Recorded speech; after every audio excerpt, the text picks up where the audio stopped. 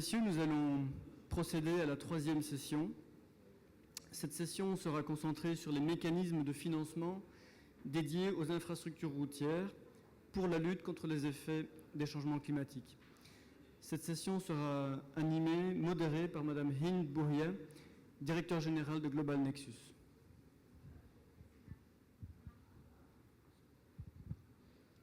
Bonjour.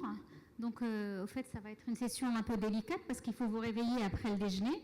Donc, on va la faire de manière dynamique et courte. Ils m'ont demandé aussi d'essayer de rattraper le temps et on va essayer de garder ce panel d'une demi-heure, si vous voulez bien, les panélistes.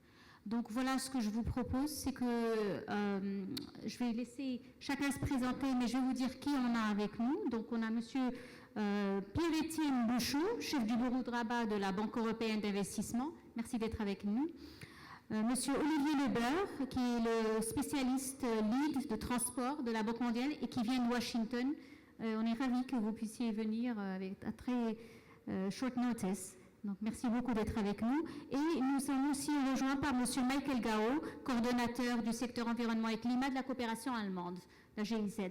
Thanks for joining. Donc voilà, on va commencer par deux présentations de la Banque mondiale et de la BEI et on prendra aussi l'impression de la GIZ et on ouvrira les discussions autour des mécanismes de financement. On a parlé des challenges auxquels fait face le secteur des autoroutes, de l'infrastructure autoroutière, du transport, des modalités de transport face au changement climatique. Et donc l'objectif de ce panel, de cette discussion, est de mettre en avant quels sont les mécanismes qui sont mis en place par les bailleurs de fonds, les institutions financières internationales, les gouvernements et aussi par le secteur privé et de voir comment on peut travailler ensemble pour faire face justement à ces challenges. Donc, Monsieur Lebert, donc je vous donne la parole. On a besoin d'une présentation qui vous a été donnée derrière à la régie, si vous voulez bien la passer, c'est de la Banque mondiale. Merci. Ah c'est la BI qui passe en premier. C'est bon. Pas grave. Ils ont mis la BU en premier. OK, here we go. Donc, la Banque mondiale. Allez, je vous en prie, monsieur.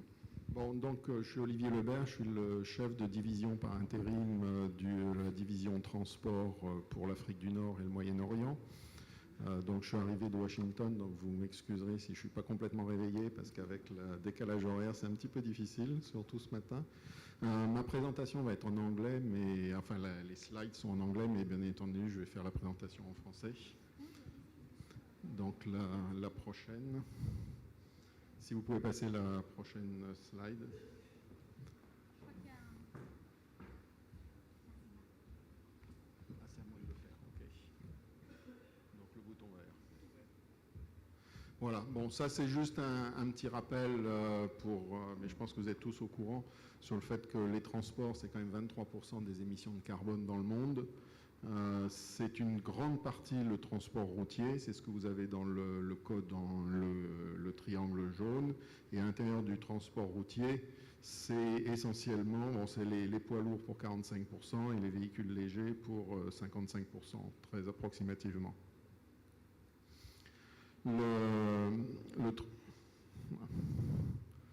Le transport, en fait, quand on veut financer les opérations de transport, on peut travailler sur deux éléments, sur les effets climat, évidemment, et puis aussi sur les bénéfices que peuvent apporter les transports.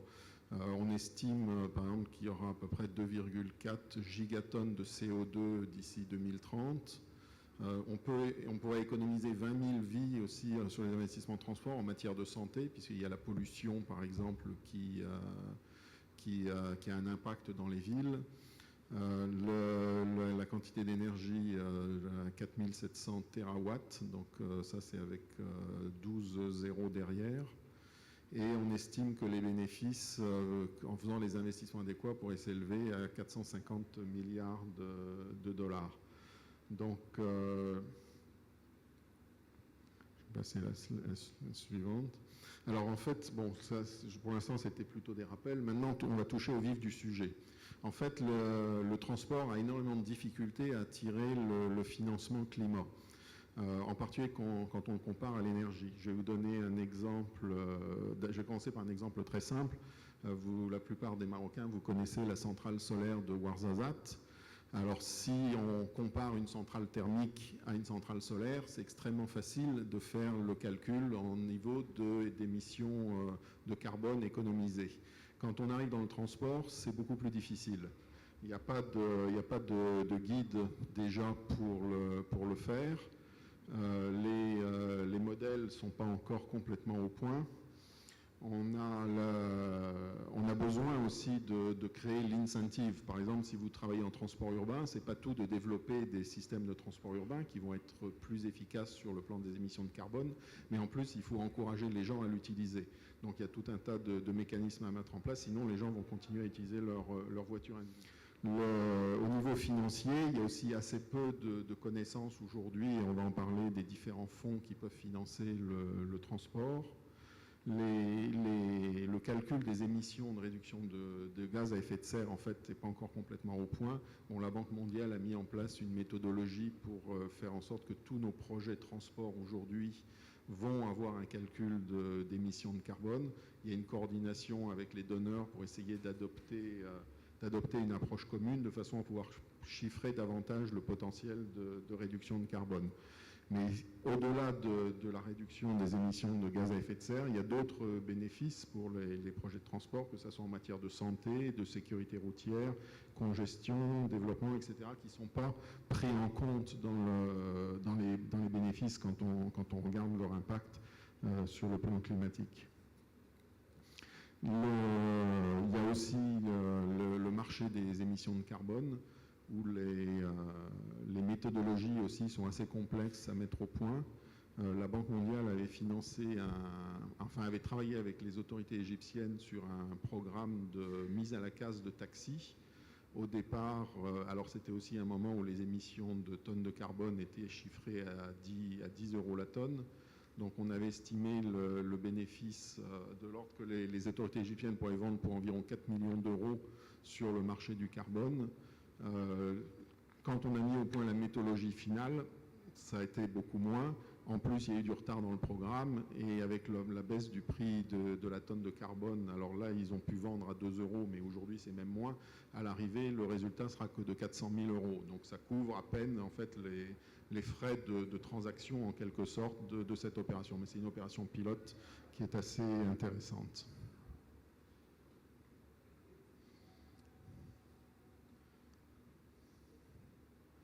Alors, le souci qu'on a, c'est que les financements concessionnels seraient effectivement importants pour avoir une vision durable du transport. Le financement classique n'est pas suffisant parce que le côté incrément, le côté marginal, enfin les bénéfices additionnels qu'on peut obtenir quand on fait les effets du climat ne sont pas forcément les plus économiques à court terme, ou en tout cas ils sont difficiles à évaluer, parce que quand vous par exemple, vous construisez une route et que vous voulez la protéger contre la crue centennale au lieu de la crue décennale, il y a un surcoût. Maintenant, dans combien de temps est-ce que ça va arriver ? C'est pas toujours évident, donc les administrations des routes ont un peu tendance de temps en temps, à cause des contraintes budgétaires, à viser un peu le minimum, et puis on verra bien ce qui se passe, et puis on n'avait pas une appréhension aussi très, très solide de ce que sera le climat dans 20 ou 30 ans, même si maintenant on commence à apprécier les difficultés, mais c'est encore très difficile. Les modèles ne permettent pas d'avoir une idée précise. On sait qu'il y aura plus de pluie, qu'il y aura davantage, mais on n'est pas capable de savoir exactement à quel endroit. Donc je vais continuer.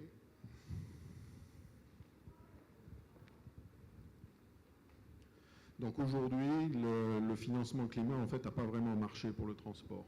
Il y a quelques idées qu'on peut essayer de mettre sur la table.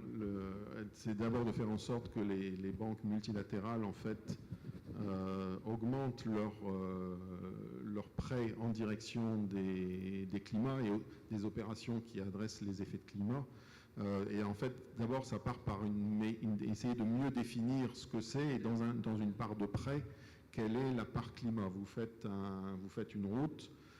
Est-ce que c'est un effet climat ou pas? Si vous commencez à prendre en compte l'impact climatique, le niveau de la route, le dimensionnement des ouvrages d'art, vous pouvez commencer à considérer qu'une partie de l'opération a pour effet de traiter les aspects, l'adaptation au changement climatique. Donc, du côté de la Banque mondiale, par exemple, le président de la banque a annoncé qu'il voulait que d'ici à quelques années, 28% des prêts de la banque aient une dimension climat. Dans le secteur de transport, on viserait même à essayer d'avoir 35%. Donc, ces éléments climat sont un élément important de notre stratégie du financement du secteur transport. Alors, il serait important, effectivement, que ça soit la même chose pour les autres institutions multilatérales. Alors, il y a un certain nombre de fonds qui ont été mis en place pour essayer de financer à des taux concessionnels les actions climat. Il y a le CIF, donc Climate Investment Fund, sur lequel on a, au niveau de la banque, planifié 6 milliards de dollars, plus des financements parallèles et du cofinancement. Globalement, l'ensemble des banques multilatérales s'était engagé à financer 175 milliards de dollars sur la période 2012-2022 sur le transport. Il y a d'autres fonds qui existent, donc le Clean Technology Fund, qui pour l'instant, il y a eu quelques opérations qui ont été faites avec le transport, mais très très peu. Ils ont surtout financé l'énergie. D'ailleurs, le Wasatch a été cofinancé par le Clean Technology Fund. Il y a le GEF, Global Environmental Fund, qui est un fonds qui est beaucoup plus petit, donc qui lui fonctionne sous forme de dons, mais en général, les opérations font entre 5 et 10 millions de dollars, permettent d'avoir une assistance technique pour soit préparer un projet, soit financer des études ou qui compléteraient un projet d'investissement plus important. Donc voilà. Je vous laisse les coordonnées de la banque, worldbank.org/transport, donc où vous pouvez trouver plus d'informations. Merci. Merci. Merci pour cette présentation. On reviendra sur les différents véhicules et les différents fonds qui existent et ceux que la Banque mondiale prépare par la suite. Donc, à vous la parole, Monsieur Bouchot. Vous pouvez passer la parole.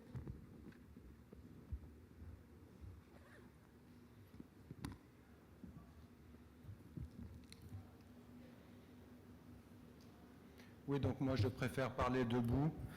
Alors, Madame la modératrice, si vous ne me donniez qu'une minute, je dirais qu'il y a une adéquation entre le fait que la BI soit une banque responsable, mobilisée pour le développement durable et dédiée à la lutte contre le changement climatique, d'une part, et en même temps un grand argentier du secteur des transports et des routes pour lequel on vient de voir qu'il contribuait au changement climatique et à l'effet de serre, et dans lequel nous avons financé la bagatelle de 200 milliards d'euros sur les 15 dernières années, soit presque 14 milliards d'euros par an, et qui représente plus de 20% de nos volumes de prêts sur la période.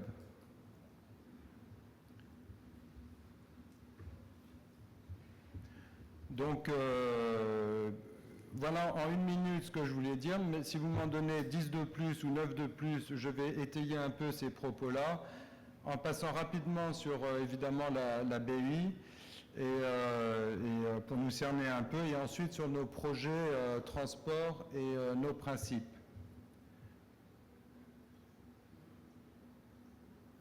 Donc la BUI, en bref, c'est évidemment la Banque de l'Union européenne et une institution de financement à long terme et à but non lucratif, et qui a la capacité d'apporter des financements, et donc une capacité, comme on a vu, qui n'est pas des moindres, et aussi notre savoir-faire, qui lui aussi est important, à l'appui de projets d'investissement durables et solides. Et j'insiste bien sur ces deux termes-là, qui sont très importants. Une autre chose à signaler, c'est qu'on est effectivement à peu près 2600 employés, mais on est loin d'être que des banquiers. Il y a chez nous aussi, comme à la Banque mondiale d'ailleurs, beaucoup d'ingénieurs, d'économistes, de sociologues, d'environnementalistes, de juristes, etc. Nous sommes donc une banque responsable, dans le sens où nous œuvrons pour une croissance durable et inclusive, et aussi que nous nous engageons sur des normes sociales et environnementales qui sont les plus strictes, sur la transparence de toute la mise en œuvre de nos projets, et aussi de réduire au maximum notre propre empreinte écologique, on va dire. Et d'ailleurs, sur les projets de transport, voilà 10 ou 15 ans que nous calculons les émissions de CO2 qui sont émises par nos projets dans le domaine des transports. Et aussi, nous sommes une institution qui finance la lutte contre le changement climatique. En fait, on est vraiment au front de cette lutte-là avec 20 milliards d'euros en 2015. Donc, en 2015 aussi, nous avons financé à peu près 78 milliards d'euros de projets dans le monde, dont 1,4 milliard dans les pays du pourtour méditerranéen. Et il faut savoir aussi que dans cette zone-là, 50% des projets ont contribué à la lutte contre le changement climatique en 2015. Donc nos priorités dans ce pourtour méditerranéen, c'est la création d'un environnement propice à l'investissement, l'appui à l'intégration régionale, qui est ce qu'elle est en ce moment, l'appui au secteur privé et l'action contre le changement climatique, dans un contexte, comme souligné par M. Lebert, qui est très favorable au Maroc, évidemment, avec toute cette poussée des investissements, en particulier dans le secteur des énergies.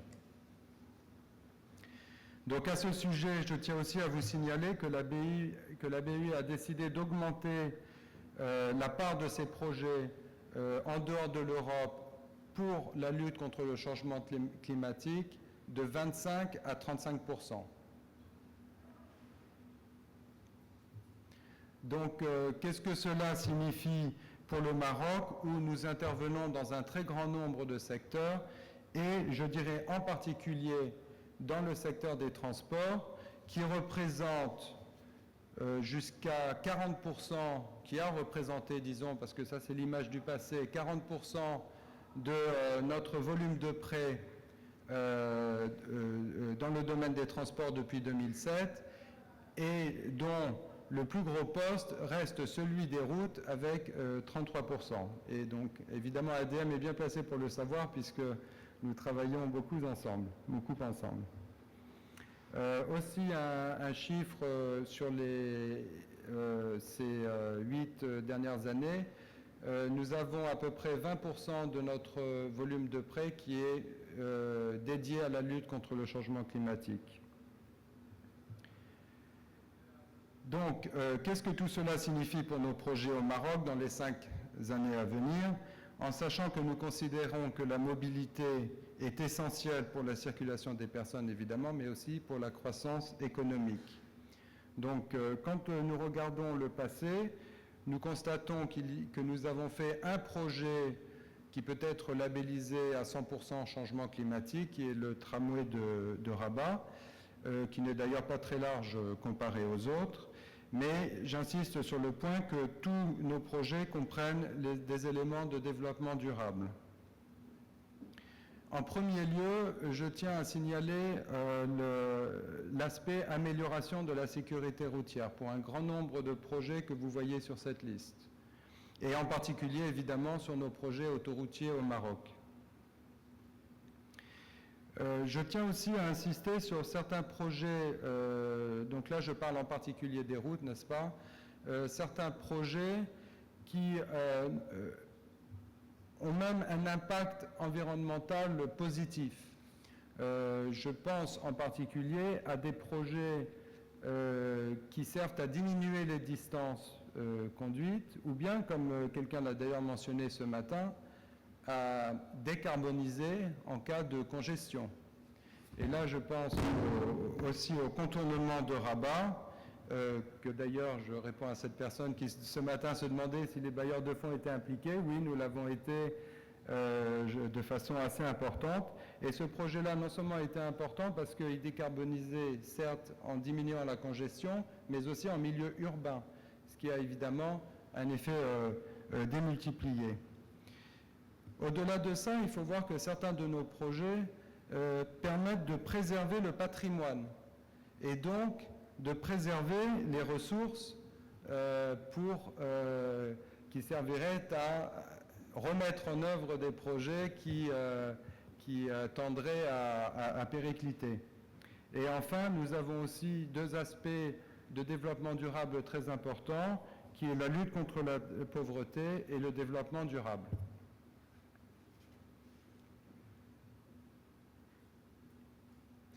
Donc, pour se projeter sur les années à venir, je dirais que nous allons regarder le type de projets qui ont une composante très forte que nous avons appelée avec M. Benazouz, n'est-ce pas, des projets qualitatifs, qui a toutes ces composantes de formation, d'amélioration de l'environnement, d'économie de l'énergie, et bien sûr des projets de mode de construction qui sont chiches en ressources naturelles et en particulier en eau. Tout ceci seront les fondements de nos projets futurs, en particulier dans le domaine routier. Évidemment, nous continuerons avec des problèmes de modernisation, des programmes de modernisation routière et des programmes de développement des routes rurales qui permettent la préservation des avoirs et l'aspect social de nos projets. Et bien sûr, nous comptons aussi étendre notre impact dans le domaine des transports en considérant des projets de tramway, des projets ferroviaires, de ports et bien sûr aussi des projets favorisant la multimodalité. Donc là, je vais passer sur les piliers de notre intervention parce qu'en fait, je les ai toutes mentionnées déjà dans mes propos. Le premier étant nos objectifs qui déterminent le fait de savoir si nous finançons ou non des projets. Et le deuxième, rapidement, qui permet de s'assurer que le projet est durable et solide, comme nous l'avons vu au début. Et enfin, le troisième, qui permet de déterminer la valeur ajoutée que la BUI peut apporter à ces projets-là. Donc, je vais conclure directement parce que je pense que j'arrive à la fin du temps qui m'est imparti. Bon, peut-être simplement en vous disant que...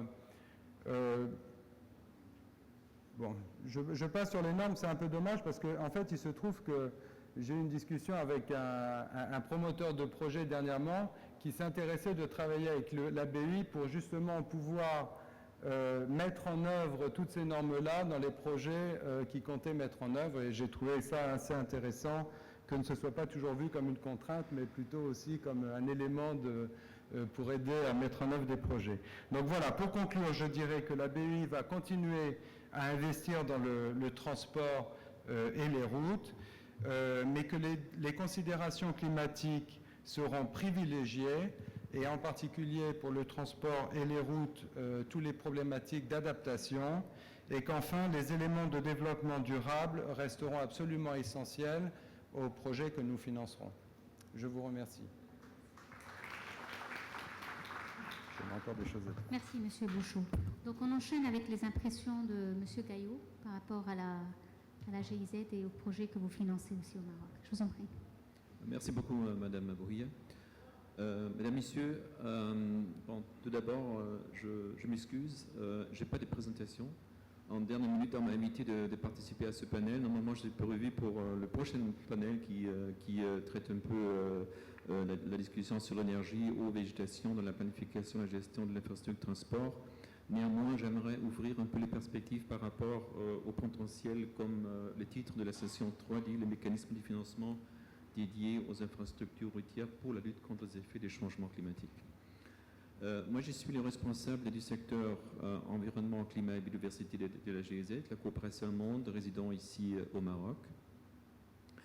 La GIZ est présente au Maroc depuis 1975.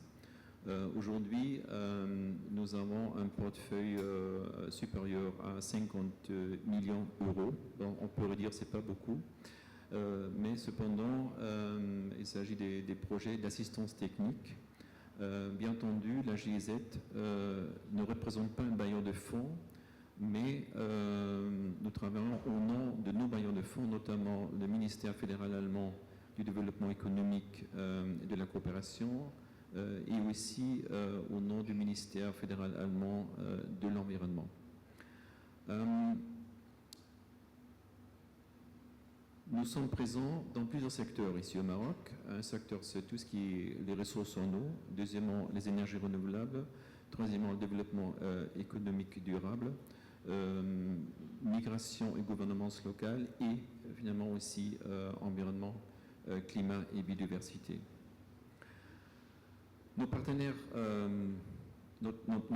politiques dans le domaine de l'environnement et climat sont surtout le ministère délégué chargé de l'environnement et les hautes-commissaires aux eaux et forêts.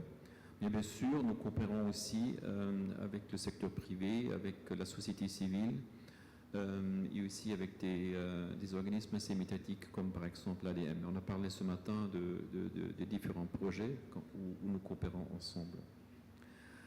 Si vous permettez, j'aimerais ouvrir un peu la perspective par rapport au mécanisme des financements. Je me réfère, comme nous l'avons discuté ce matin, un peu à l'accord de Paris de 2015 qui a été conclu lors de la COP 21 en 2015. Là, il y a, dans l'accord de Paris, il y a un propre chapitre finance-climat, très important, qui est prévu en tant que mécanisme où surtout les pays en voie de développement et les pays émergents ont l'opportunité de s'adresser surtout au Green Climate Fund, au fonds vert climat, pour proposer des projets. Et là, c'est un nouveau mécanisme de financement très intéressant, mais aussi assez complexe. Ce matin, nous avons entendu un chiffre, 100 milliards de dollars par an qui sera alimenté dans ce fonds. Et bien sûr, un fonds, c'est non seulement une caisse, mais il faut toute une structure. Maintenant, le Climate Fund, il est en train pratiquement de se mettre en place, de s'installer. Il commence maintenant à fonctionner. Ce qui est important, et ça c'est aussi peut-être intéressant à savoir pour nos amis marocains, c'est pas chaque organisme ou chaque ministère qui peut présenter un projet envers le Green Climate Fund, le fonds vert climatique. C'est seulement possible pour des organismes, des organisations qui se font accréditer. Ce processus d'accréditation est assez complexe, je dirais même un peu compliqué, vraiment demandant. Pour l'instant, au Maroc, il y a une seule agence qui est accréditée auprès du fonds vert climat, c'est l'Agence nationale du développement agricole. Pour l'instant, c'est le seul. Pour nous, la coopération allemande GIZ, nous sommes en train de s'accréditer et nous sommes sur l'agenda du Board of Governance du Green Climate Fund, maintenant au mois d'octobre, et la GIZ sera accréditée. C'est-à-dire, nous, on peut aussi offrir, de présenter des projets de partenaires marocains, auprès le fonds vert. Ce qui est très important, et nous avons discuté ce sujet ce matin, il est, je dirais, indispensable que les projets proposés au Green Climate Fund s'intègrent dans la mise en œuvre des indices, donc des contributions climat de chaque pays selon leur engagement. Et nous avons aussi discuté ce matin un peu ce potentiel du Maroc en ce qui concerne l'infrastructure. Nous avons bien mis en relief les potentiels pour tout ce qui est atténuation, c'est la réduction des gaz à effet de serre, dans le secteur du transport. Nous avons aussi discuté les potentiels en ce qui concerne l'adaptation au changement climatique, où bien sûr les infrastructures sont tout à fait concernées, mais aussi on peut présenter des projets pour le renforcement des capacités ou bien pour des assurances climat, pertes et dommages. C'est notre chapitre de l'accord de Paris. Alors, maintenant, où est-ce qu'il se trouve ce fonds vert climat? Il y a déjà une certaine somme qui se trouve dans ce fonds, autour de 40 milliards. Mais pour l'instant, c'est un peu encore difficile. Il y a encore très peu d'organismes qui sont accrédités. Alors, l'octroi des crédits, par exemple, ou des moyens financiers, c'est encore un peu timide. L'Allemagne s'est engagée de financer 4 milliards d'euros par an. C'est ce qui est déjà en train de faire. Je pense pour présenter des projets, comme je disais, c'est pratiquement indispensable que les projets proposés au Fonds vert font partie des indices de chaque pays. Alors là, on a entendu ce matin un peu l'appel du secrétaire général de l'environnement qui a dit tous les projets que par exemple l'ADM est en train d'exécuter, il faut compter l'ADM pour les indices. Il est vrai que le Maroc a très bien présenté leur INDCs, leur Intended Nationally Determined Contributions, l'année dernière, avant la COP21, qui ont été vraiment appréciés comme très pertinentes. Et là, on trouve aussi des différents secteurs représentés pour la mise en œuvre des indices, aussi le secteur transport et infrastructure, très important, avec un objectif de réduire 13% des gaz à effet de serre jusqu'à 2030. Voilà, donc je pense qu'il est absolument important de voir quel rôle jouent les infrastructures, et c'est ce que nous avons comme titre de cette conférence, mobilité durable. Et je pense qu'il est très important de distinguer un peu entre ces deux notions. Infrastructures d'une part, qui existent déjà ou bien qui sont planifiées, et de bien réfléchir comment rendre les infrastructures déjà existantes ou à construire moins vulnérables, plus résilients au changement climatique. Là, il y a des idées de projets où l'ADM s'engage déjà. Nous avons entendu des bonnes pratiques ce matin. Mais en ce qui concerne la mobilité durable, c'est encore un peu une autre notion. Donc, mobilité, c'est encore plus que l'infrastructure, de mon point de vue, où il faut aussi voir de quelles mesures on peut, ou quel est le potentiel de réduire les émissions de gaz à effet de serre dans les cas de mobilité. Et ce sont non seulement les autoroutes, bien sûr. Ce sont aussi des alternatives à réfléchir. Au déjeuner, j'avais une discussion avec M. Diraj qui a parlé de certaines idées de projets pour des parcs de véhicules électriques, etc. Donc, beaucoup de réflexions, je pense, sont nécessaires. J'aimerais terminer ma petite intervention aussi avec l'offre de présenter des projets à la coopération allemande. Les organismes, les ministères, la société civile, ils sont invités de présenter des propositions de projets à la coopération allemande, mais pas directement à la GIZ, parce que nous sommes pratiquement une organisation, comme je disais tout à l'heure, une organisation pour la mise en œuvre de projets pour des différents bailleurs de fonds. Mais vous êtes invités de présenter vos projets qui s'intègrent dans le contexte infrastructure, mobilité durable, changement climatique, auprès de votre ministère marocain des Affaires étrangères, qui adresse vos projets directement à l'ambassade d'Allemagne et nos ministères des Affaires étrangères, et puis nos ministères, soit le ministère fédéral de l'environnement ou le ministère fédéral allemand du développement économique et de la coopération.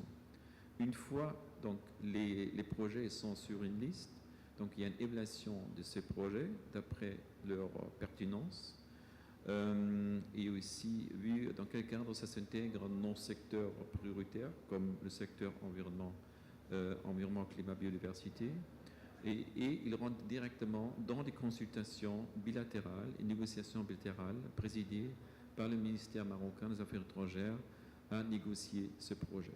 Donc c'est un processus qui normalement prend une année jusqu'au démarrage du projet. Mais ça, c'est aussi une opportunité de présenter des projets bien ficelés, bien élaborés, à présenter et à négocier avec nos ministères et notre ambassade sur place. Ça, c'est, je pense, encore un autre canal pour proposer le projet. Une fois de plus, je m'excuse, je n'étais pas vraiment préparé pour ce panel, mais on m'a invité quand même de présenter un peu ces idées. Je vous remercie beaucoup.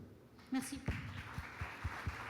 Merci beaucoup, M. Gaillot, pour votre excellente intervention, en fait, parce que ça nous montre qu'il y a beaucoup de sources de financement, en fin de compte. Déjà, ce que fait la GIZ, la Banque mondiale, avec la présentation, on voit qu'il y a des fonds qui sont dédiés au changement climatique, à ces défis qu'on a discutés ce matin. Pareil pour la BUI, donc vous avez aujourd'hui, vous allez arriver jusqu'à 35% en termes d'investissement dans tout ce qui serait lié au changement climatique. Mais pourquoi, quelles sont les difficultés? Vous avez dit il y a plein de projets. Bon, ce matin, on a entendu les autoroutes du Maroc, ils ont plusieurs propositions. Mais il y a quelque chose qui ne se... Comment assurer ce lien entre les projets et les fonds et les financements qui arrivent? C'est-à-dire, c'est dans la structuration de projets. Est-ce que vous avez... vous assistez les gouvernements, les institutions, les structures à mettre en avant cette composante changement climatique et à mieux structurer les projets pour pouvoir leur donner les fonds. Peut-être 2 minutes de réponse pour chacun avant d'ouvrir le floor à des questions. Bon, si vous voulez, je vais répondre à cette question-là. Je crois qu'il y a la problématique. Donc, quand vous vous adressez à des bailleurs de fonds et que vous empruntez, que ce soit la BUI, la Banque mondiale, etc., vous êtes sur des crédits, je dirais, non concessionnels. Donc, même si les taux aujourd'hui sont très avantageux, donc je dirais que c'est un projet classique. Les fonds qui sont mis en place, pour un certain nombre d'entre eux, sont concessionnels. Et à ce moment-là, il y a une enveloppe plus limitée. Bon, on va voir le JCF. Quand les procédures seront mises en place, ça sera sans doute plus accessible. Et puis, il faut effectivement aussi que les donneurs, je dirais, respectent leurs promesses en quelque sorte et que l'argent, effectivement, soit disponible. Mais quand on regarde les fonds comme le Clean Technology Fund ou d'autres, bon, les fonds sont relativement limités. Donc, il y a pas mal de projets qui sont en compétition. Et notre expérience, quand on regarde le CTF, par exemple, la plupart des projets sont dans le domaine de l'énergie, parce qu'on arrive à bien quantifier les gains carbone qui sont faits.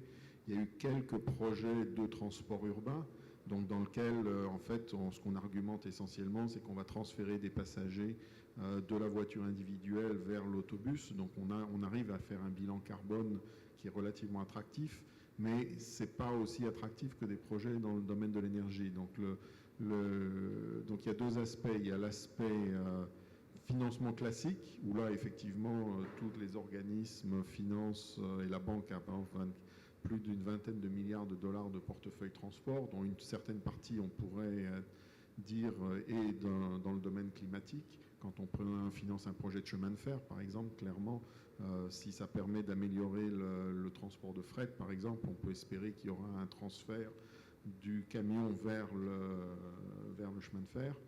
Et les financements concessionnels, le problème, c'est qu'il y a une quantité limitée, qu'il y a une compétition, et le secteur de l'énergie, en fait, est beaucoup plus attractif dans sa façon de démontrer et la façon dont il va réduire ses émissions de carbone. Monsieur Bouchot ?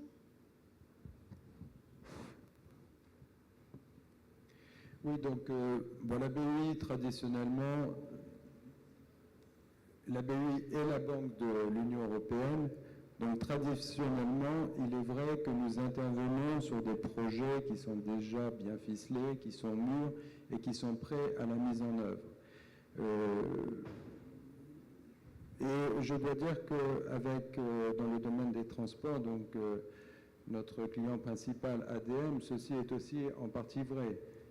ADM, en général, vient nous voir avec déjà une très forte expérience de mise en œuvre et d'opération des projets. Et donc, nous travaillons plus en tant que banque que d'agence de développement, on va dire. Ceci étant dit, nous avons pour le Maroc un certain nombre d'initiatives d'assistance technique qui nous permettent d'aider au développement de projets qui permettent une mobilité durable. Je vais en mentionner juste quelques-unes. Le SNAPT, qui permet la préparation de projets spécifiquement dans le domaine des transports et qui s'intéresse beaucoup en ce moment d'ailleurs à tout ce qui est problème de sécurité routière. Et je crois qu'au Maroc, il y a un certain nombre d'activités, d'initiatives dans ce domaine-là. Je pense aussi à MED5P. MED5P, c'est tout ce qui est Public-Private Partnership, Project Preparation pour les pays de la Méditerranée. Au Maroc, par exemple, nous avons été impliqués en amont de cette loi PPP qui a vu le jour dernièrement. Je pense aussi à notre fonds fiduciaire de la FEMIP qui finance un certain nombre d'études de faisabilité, d'études de préparation de projets. Par exemple, l'axe ferroviaire Méloussa-Tétouan. Je pense aussi à l'initiative Logismed qui permet de développer tout ce qui est zone logistique autour des ports pour faire le lien entre le ferroviaire et les ports. Bon, je pense aussi à Transtra qui permet de faire des réseaux de transport, etc. Et finalement, pour clore, je dirais que la BEI, par l'instruction qu'elle fait de ses projets, partage un certain nombre de savoir-faire en partageant ses exigences avec ses promoteurs, en développant des indicateurs de performance. Comme je mentionnais tout à l'heure, ça fait déjà 10 ou 15 ans que nous calculons l'impact CO2 de nos projets. Donc quand nous faisons ça, nous le faisons ex ante pendant l'instruction d'un projet et évidemment ensuite pendant les périodes de suivi du projet, nous vérifions toutes ces données-là. Donc c'est aussi un partage que nous faisons avec nos clients. Merci. Merci. Donc au fait, vous faites aussi de l'assistance pour préparer le projet de telle sorte à qu'il soit acceptable et qu'il soit finançable. Monsieur Caillot, vous voulez ajouter quelque chose et mise en œuvre?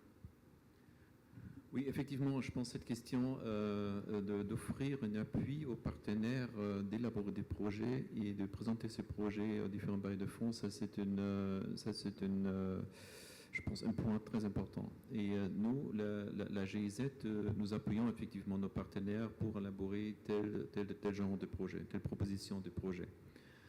J'aimerais distinguer entre plusieurs niveaux. Ce matin, nous avons discuté le partenaire avec l'ADM.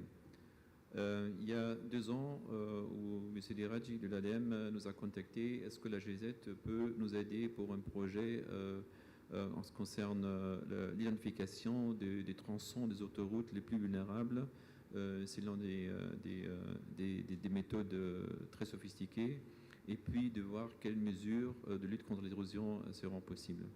Ça, c'était, je dirais, un petit projet en termes de cofinancement. Ça, on a directement, comme vous avez dit ce matin, Monsieur le Directeur Général, après une séance de travail, on a directement décidé de faire ce projet. C'est un projet qui s'élève peut-être à 100 000, 200 000, 250 000 euros. L'autre processus, je viens de déclarer envers la coopération bilatérale avec l'Allemagne. Mais pour donner un autre exemple, tout à l'heure, je parlais que c'est l'Agence nationale de développement agricole qui représente le premier organisme marocain qui s'est fait accréditer auprès du Fonds Vert Climat. C'était la GIZ qui, à travers le projet maroco-allemand, le Centre de compétences changement climatique, a aidé l'Agence nationale de développement agricole pour présenter son accréditation auprès du Fonds Climat. C'était un appui, une assistance technique. Aussi, pour la session du Green Climate Fund au mois d'octobre, l'Agence nationale de développement agricole présente le premier projet qui a été aussi élaboré avec l'appui de la GIZ. Et ça, c'est, comme je disais tout à l'heure, c'est pas évident. qu'est-ce qu'il exige, les Green Climate Fund? Il exige d'abord une note méthodologique déjà très sophistiquée, une proposition du projet, mais la proposition du projet doit être élaborée déjà avec tous les acteurs clés du projet envisagé, avec leur commitment, avec leur engagement déjà avant le démarrage du projet. Plus une étude de faisabilité, plus une analyse d'acteurs et leur engagement par écrit. Et finalement, il faut aussi assurer les standards, environnementaux, sociaux, etc.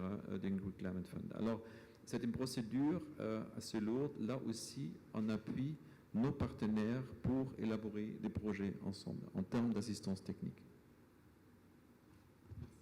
Peut-être le temps pour une ou deux questions, si vous avez une question à poser aux panélistes.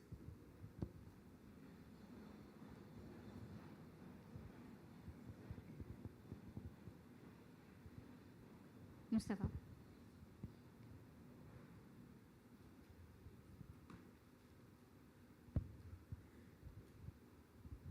Merci beaucoup. Moustapha Bembella, Global Nexus.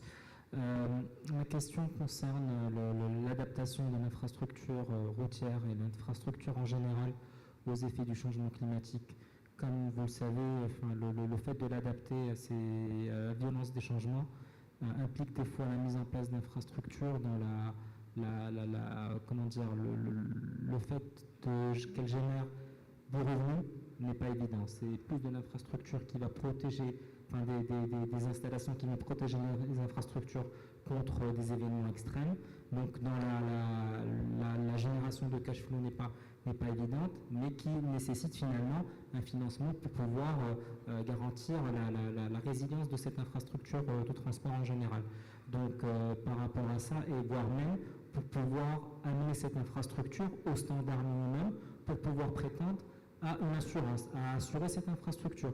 Donc ce sont deux éléments qui sont très importants. Et j'aurais aimé avoir votre point de vue par rapport à ces ouvrages qui vont permettre de protéger l'infrastructure de transport contre les effets extrêmes des changements climatiques.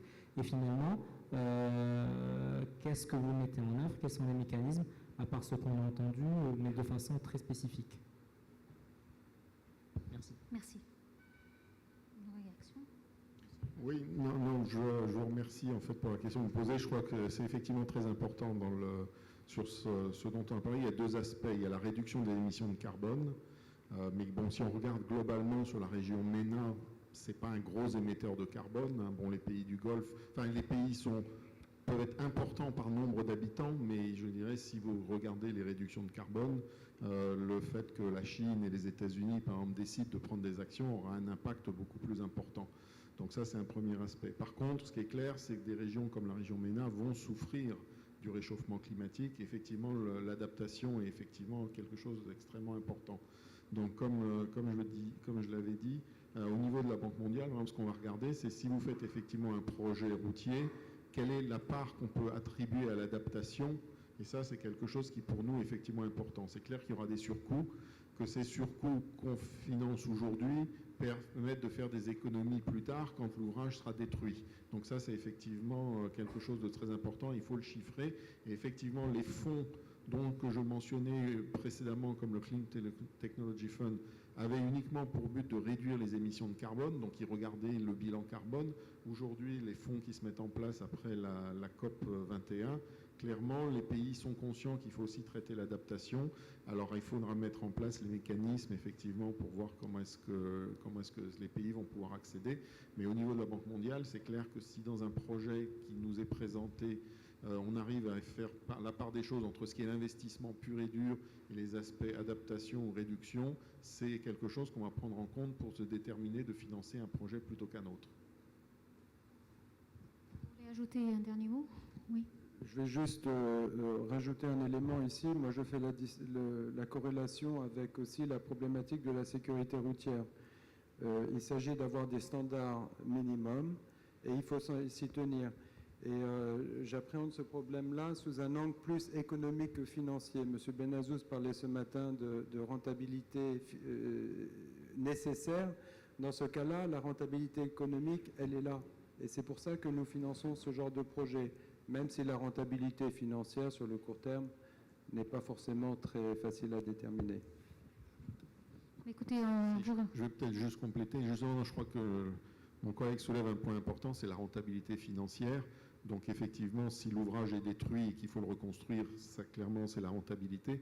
En fait, la banque, avec la direction des routes du Maroc, a conduit une étude récemment qui avait justement pour analyser l'impact climatique sur un certain nombre de routes au Maroc, essayer de définir une méthodologie pour essayer de chiffrer le coût d'une destruction de la route ou d'un dommage ou d'une fermeture de la route pendant quelques mois. Donc c'est un guide que je suis sûr que Autoroute du Maroc peut demander à ses collègues de la direction des routes pour effectivement chercher à prioriser les opérations, parce que j'ai entendu dire qu'il y a besoin de 50 milliards de dirhams pour essayer de mettre à niveau 16 000 km de route nationale. C'est clair que les 50 milliards, ils ne vont pas sortir tout de suite, donc il va falloir déterminer les priorités et s'organiser pour le réaliser dans le temps. Voilà, donc un nouveau projet qui ressort. Écoutez, on va remercier nos panélistes pour ce panel très riche et très rassurant en termes de financement et d'existence de ressources de financement. Et on a débordé un peu, je voulais rattraper le temps, mais on a fait ce qu'on a pu. Merci beaucoup, merci.